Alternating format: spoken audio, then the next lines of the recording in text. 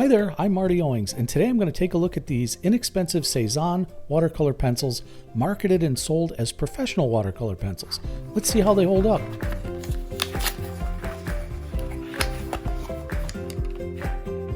These watercolor pencils only come in 24 colors so far, and they're sold and marketed through Jerry's Artarama.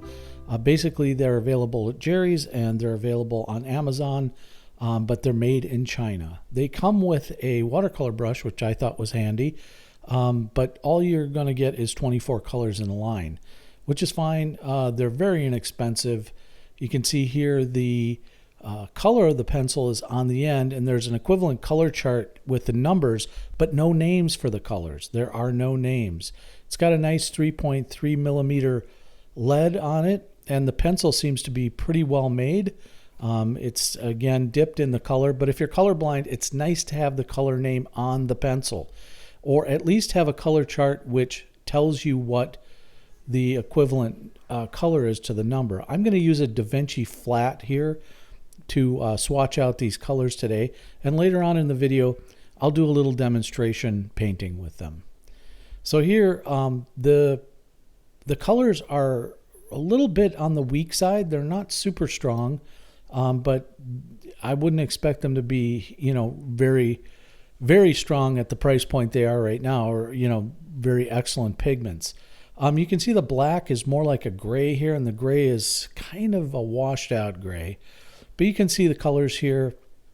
They're not bad, and I always wait for them to dry to be the true determination whether or not they're great. So you can see the yellow and blue here, and I'm going to mix them together, do a little mixing of colors here to see if I can get like a green. And you can see there it gives you a green. It's not a strong green, so you can tell that the pigments aren't as strong, or maybe they don't use a lot of brighteners or whatnot in their pigments here.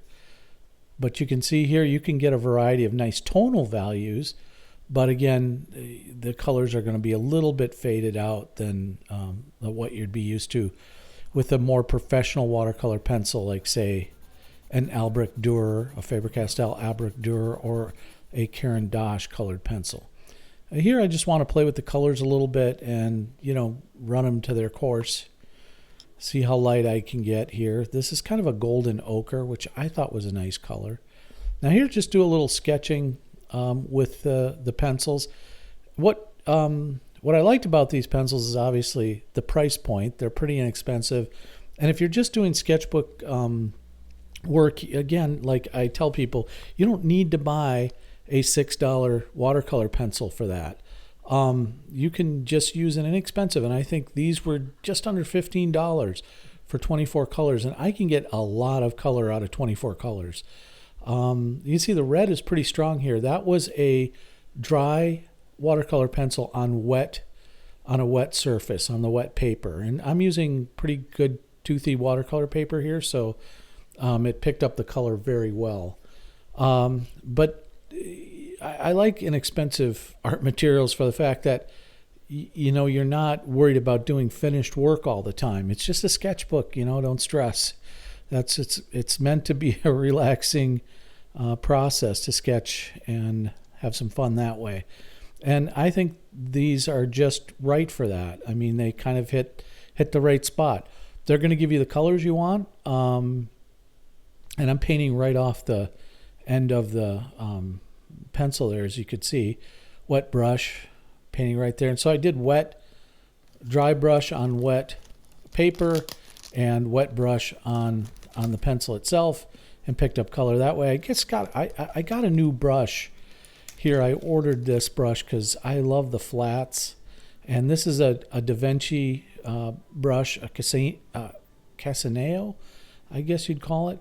And I just love everything about these brushes. I've got some rounds and a couple of flats, and I love, they're well made. They're made in Germany, go figure. Most of my favorite art supplies are made in Germany. And when you get a new brush, it comes with a little glue on the end, so you have to run it through water, get that glue off, and then you're ready to go. But you can see here, when I wet the paper and then I use the pencil on it, you get a much more vibrant experience, but they don't really disperse as well as I wanted them to. So you can see there, you've got the remnants of the line underneath. And so I guess that's a detriment for me. And the fact that they don't put the color name on the pencil itself, again, for all it would take to print that color name on the pencil, please, people, just do that. Watercolor companies and pencil companies. All right, so I wanted to talk a little bit about watercolor brushes. This is just a kind of a little bonus section.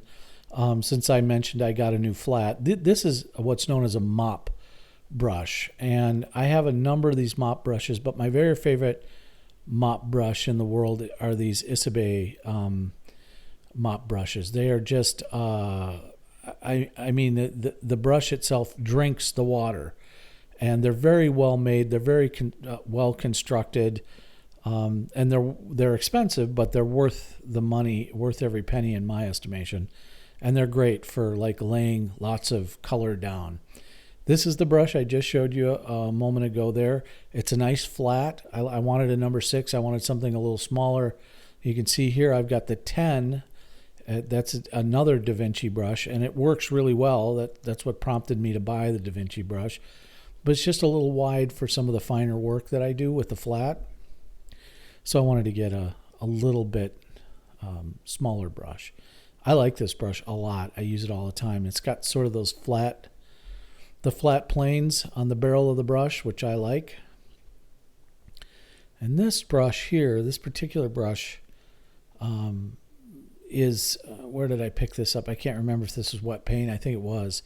It's a Princeton, and it works really nice. It's just another flat, but a little bit wider still. And these are the rounds I have, and I love these round brushes. They work great.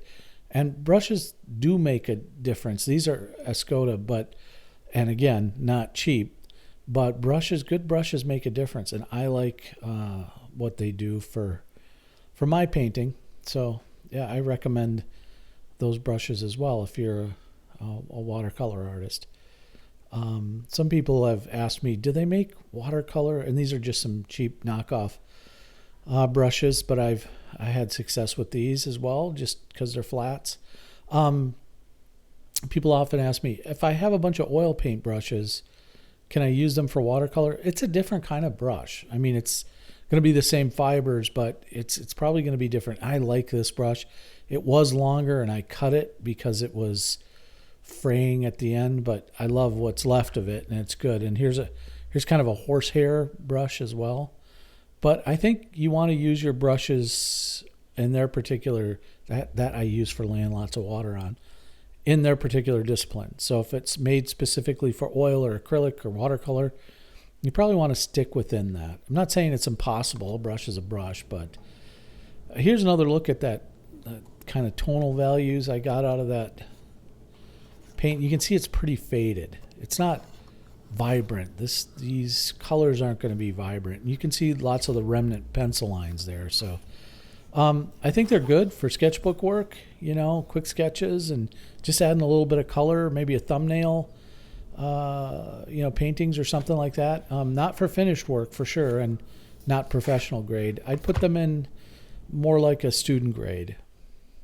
Well, if you get a chance, drop over to the website, scroll down on the page on the right-hand side at owingsart.com and click that little blue button there, and you'll follow the blog. And I update it maybe twice a month at the most, so you're not going to get spammed. And then it's just an invitation to check out what's latest on my blog and follow along on the artistic journey. So I hope you had fun taking a look at these Cezanne watercolor pencils.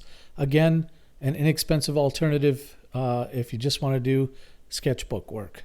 Thanks for dropping by today. So long, everybody. This has been Marty for owingsart.com.